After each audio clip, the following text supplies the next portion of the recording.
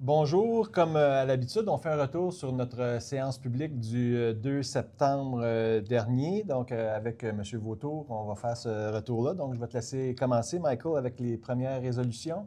Oui, bonjour. La première résolution que je vais vous parler, c'est un appui, puis je tiens à spécifier que c'est vraiment un appui au centre communautaire de Waterloo. Ce qu'il faut se rappeler, c'est que le centre Waterloo, il y a la télévision communautaire avec la contribution de la Maison de la Culture. Il y a plusieurs partenaires dans ce projet-là et ils nous ont demandé un appui. Ça n'engage en rien du côté financier. Fait qu'on a appuyé cette résolution-là. Et puis, la deuxième demande qu'on a eue, c'est du Centre d'action bénévole. C'est un programme qui s'appelle Jouer dehors au chaud. C'est pour donner des habits de neige à des gens dans le besoin. Ils nous ont fait une demande de 2500 $ pour appuyer le projet, ce qu'on a décidé de contribuer à ce montant-là. C'était une bonne cause. Oui, avec les froids qui s'en viennent. Après ça, on a déjà parlé le mois dernier, mais il y avait deux adoptions de règlements, un au niveau du zonage, puis l'autre qui s'appelle PAE. PAE, c'est Plan d'aménagement d'ensemble. C'est le terrain qui est situé face au centre multifonctionnel et à l'école du Zénith, un terrain qui appartient à la municipalité. C'était un peu pour gérer ce qu'on souhaite voir éventuellement comme développement dans ce secteur-là. Donc, c'est les grandes lignes, mais c'est pour protéger un peu puis dire vers quoi on souhaiterait que ça aille le développement de ce terrain-là. Puis l'autre, c'est une modification au règlement de zonage. Donc, il y avait plusieurs petits changements aux réorganisations au niveau là, du rangement des véhicules récréatifs, ceux qui ont des semi-remorques là, pour leur travail. Il y avait aussi la diminution de la grandeur des terrains pour avoir un logement d'appoint qui était de 5000 mètres à l'époque. Maintenant, on passe à 4000 mètres pour avoir droit d'ajouter un logement d'appoint. Il y avait en zone agricole les gens qui ont un petit kiosque à la ferme. Maintenant, ils peuvent accueillir des gens en VR ou avec des roulottes qui sont autonomes pour une nuit. Donc, il y aura 5 possibilités là, d'accueillir ces gens-là à la ferme. Fait que ça, c'était en gros. Il y avait plusieurs petites modifications, aussi corrections, là, mais c'était le gros, c'était autour de ça. Et puis, le prochain point, ça nous est venu, dans le fond, c'est pour appuyer et aider la politique familiale.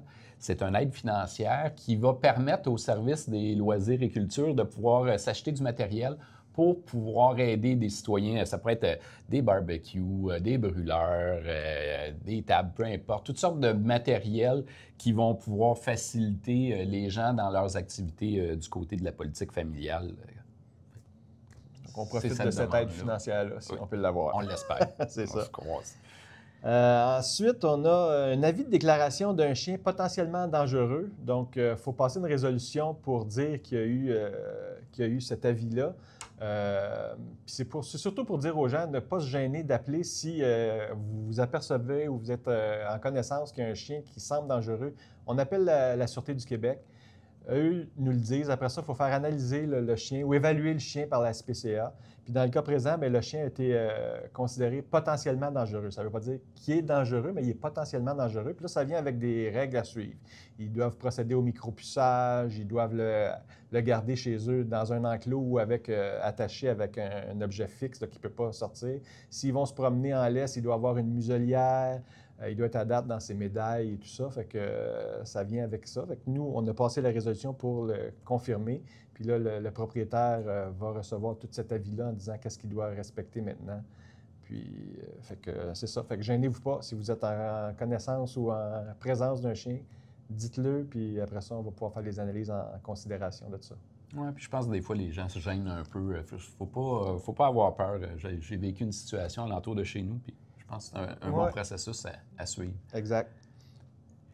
Je pense que c'est à toi. Oui, le prochain point, dans le fond, on sait que l'environnement, c'est un sujet qui nous tient à cœur à Shefford. On essaie de la protéger de différentes façons. Et puis hier, on a dû malheureusement aller avec 2 résolutions pour prendre action sur 2 champs d'épuration dans la municipalité qui sont défectueux. Donc, là, c'est une procédure légale qui va faire que la municipalité, si les citoyens ne prennent pas action dans un nombre de jours préétabli qui va être envoyé dans la communication, la municipalité prend en charge le dossier et les travaux et cette facture-là va être remise dans l'ensemble de la facture aux 2 citoyens concernés sur le territoire. Ouais. Fait que je pense que c'est important de maintenir nos champs d'épuration, les tenir à jour. On a nos inspections qui sont faites par nos experts quand il y a les vidanges et tout ça. Fait que je pense que c'est bon pour l'avenir de tous. Oui, puis comme M. Vauteau disait, c'est ajouté à leur compte de taxes. Puis ces gens-là, c'est pas le premier avis qu'ils ont. Ils ont déjà été avisés là, antérieurement.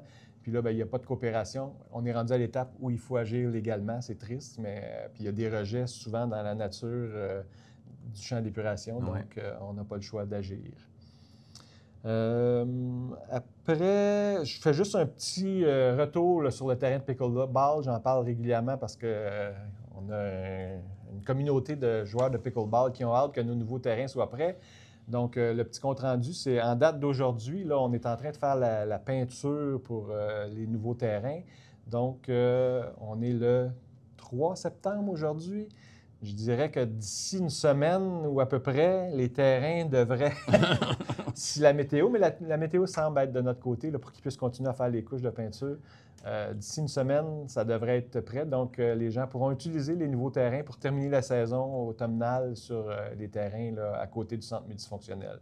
Donc, ça, c'est une bonne nouvelle en soi. Yes. Et puis, au niveau des loisirs, hier, 2 septembre, c'était le début des inscriptions pour la session d'automne.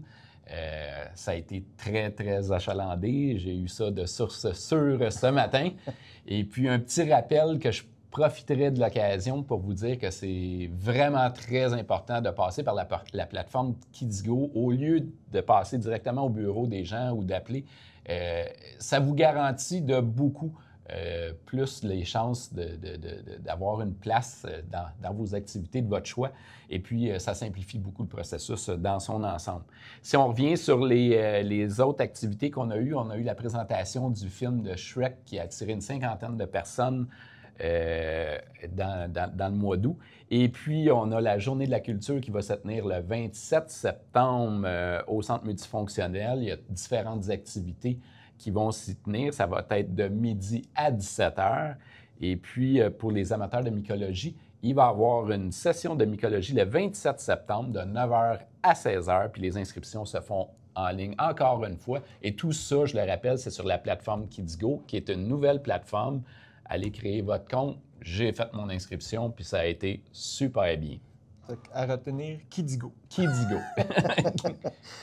Fait que ça faisait le tour pour la partie des résolutions là, les plus importantes à dire. Après, on avait la période de questions. Donc, on avait reçu une question sur notre site de M. Lafontaine qui demandait s'il y avait une possibilité de faire des terrains de pickleball et aussi peut-être une patinoire au parc de la mairie. Les terrains de pickleball, je viens de le dire, il y en a déjà en construction 4 près du centre multifonctionnel. Donc là, pour l'instant, c'est ce qui était prévu. Patinoire, on a déjà évalué la possibilité d'avoir une patinoire. Ce n'est pas partie de notre idée. Par contre, avec les changements climatiques, ça prend absolument une patinoire qui est, absolument, en tout cas, nous on pense, réfrigérée. Puis ça, mais ça fait que c'est des coûts très élevés. Donc, on regarde si le gouvernement offre des possibilités de subvention. On va afficher aussitôt qu'on est capable si c'est le cas. Mais sinon, c'est un projet là, dans les 4, 5, peut-être plus millions de dollars. Donc, il faudra y avoir une subvention. Donc, on n'enlève pas l'idée, mais ça ira en considération d'une subvention possible. Après, et bien sûr, je pense qu'il faudrait rajouter que ce sera un prochain conseil qui pourrait avoir des idées différentes aussi qui pourraient changer les priorités ou autres, mais pour l'instant, je pense que c'est le bon point. Deuxième question qu'on a eue, c'est en présentiel, c'est une Madame Vien qui demeure sur le chemin Belle, si je ne me trompe pas. Oui. Et puis, elle demandait à voir s'il y avait moyen de pouvoir réduire la vitesse autant sur le chemin Belle que sur le chemin Lamoureux.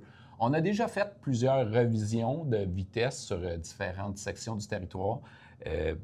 Probablement que ça serait peut-être une place à... En tout cas, c'est quelque chose qu'on devra se reposer la question. Le prochain conseil, je pense, devra se reposer la question, savoir si c'est un endroit qu'on devrait aussi songer à réduire la vitesse. Il y a des sections de Bromont qui sont un petit peu plus basses. Fait qu'il y a peut-être lieu... En tout cas, il y a définitivement lieu à avoir une réflexion. Fait que effectivement. On le regardera. Réflexion, il y aura probablement. Ouais. Après, il y a eu un monsieur Rousseau de la rue du Grillon qui avait des questions au sujet du 36 chemin Belle. à savoir si les permis étaient affichés pour les constructions qui avaient lieu là. Bien, lui, ils les avaient pas vu affichés. Fait que nous, on va faire les demandes auprès des inspecteurs ici d'aller vérifier. Puis si tel est le cas, bien, d'afficher ses permis, parce que je sais qu'il y a des permis. Donc, il faudra qu'il affiche ses permis. Il y avait aussi des questions au niveau d'affichage sur différentes remorques ou sur une remorque. Ça aussi, les inspecteurs pourront vérifier. Puis, on avait passé au PIA deux nouvelles permis qui étaient émis là. C'était pas pour ce qu'on voit du chemin, c'était pour une autre construction qui avait déjà demandé, mais qui veut modifier l'emplacement. Donc, les deux permis étaient en lien avec cette nouvelle construction-là qui sont de l'autre côté de la piste cyclable. Donc, en gros, M. Rousseau, c'était les questions là, auxquelles qu'il nous a demandé. Par la suite, on a eu des questions de Mme Schneider qui a eu l'opportunité de venir à deux reprises. Donc, on se rappelle du fonctionnement des périodes de questions. C'est deux questions, dans une première occasion. Et s'il y a du temps, on peut en rajouter. Donc, Mme Schneider posait la question si c'était possible d'avoir un aménagement en haut du sentier de la rue Ménard. Parce qu'il n'y a pas d'endroit, quand on arrive en haut, tu arrives sur la rue, puis il n'y a pas de place pour pouvoir s'asseoir, peut-être prendre un petit dîner tranquille. Fait que on a écouté, on verra ce qui sera à faire de ce côté-là. Sa deuxième question, c'était la rue Fournier, qui est ici, de l'autre côté de la rue du parc de la mairie, dans le fond. Il y a eu des travaux qui ont été faits, qu'on a dû changer un ponceau. Il reste de l'asphaltage pour faire la finition, dans le fond, et c'est à savoir quand est-ce que cette finition-là va être faite, ce qui devrait se faire d'ici, dans les prochaines semaines, là, avant que l'hiver arrive.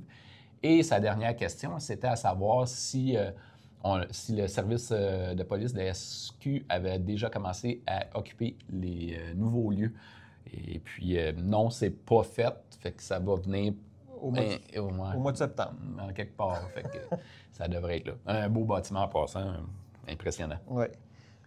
Puis enfin, il y a eu M. Gladu qui demeure sur la rue Denison. Fait qu'il y avait des questions par rapport au PAE, plan d'aménagement d'ensemble. J'en ai discuté tantôt. J'ai dit un peu c'était quoi qu'on avait, nous, sur notre plan. Mais lui, il semblait avoir en tête que c'était pour l'ensemble de la municipalité ou du territoire, ce qui n'était pas le cas. Là, ce qu'on a passé comme règlement, c'était strictement sur le terrain qui appartient à la municipalité face au centre multifonctionnel.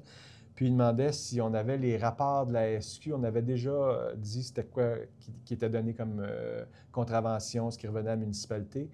Là, il faut dire que, pas dernièrement, mais il y a eu dans les dernières années des moyens de pression des agents de la SQ, donc ils ne faisaient plus les statistiques puis tout ça, fait qu'on n'avait pas accès.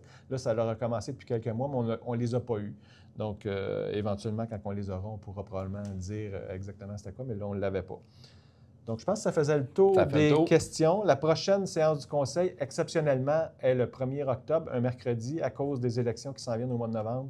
La réglementation ne nous permet pas d'avoir de séance de Conseil dans le mois précédent. Donc, 1er octobre, mercredi soir, 19h.